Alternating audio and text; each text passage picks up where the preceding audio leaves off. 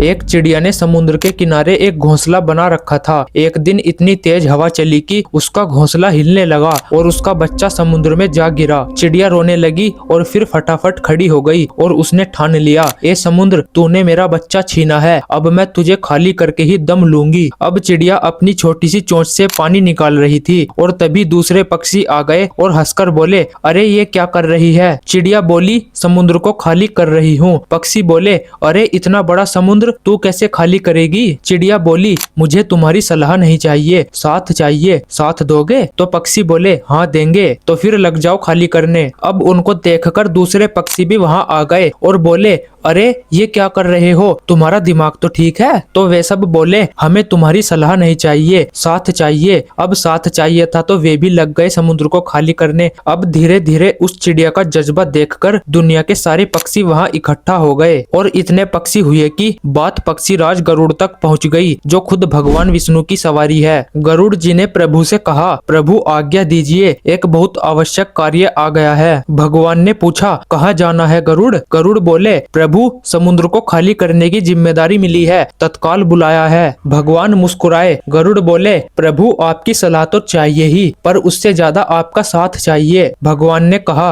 अगर साथ चाहिए तो मैं भी चलता हूँ। और भगवान खुद गरुड़ पर सवार होकर समुद्र के किनारे आ गए। अब समुद्र देवता घबरा गए। उन्हें लगा, अगर भगवान और गरुड़ साथ है तो सच में समुद्र खाली हो जाएगा। तो समुद्र देवता प्रकट हुए और बोले, प्रभु मेरा कोई दोष नहीं है। तेज हवाएं चली और बच्चा समुद्र में गिर गया। तब भगवान ने अपनी कृपा से चिड़िया का बच्चा वापस लौटा दिया और बात को वहीं खत्म करा। दोस्तों, इस कहानी का जो अर्थ है वो ये है कि भगवान से कभी चीजें मत मांगो, हमेशा उनका साथ मांगो। जब पूरी दुनिया का मालिक आपके साथ होगा तो ब्रह्मांड की हर शक्ति आपकी मदद करने के लिए खुद चलकर आएगी। राधे राधे।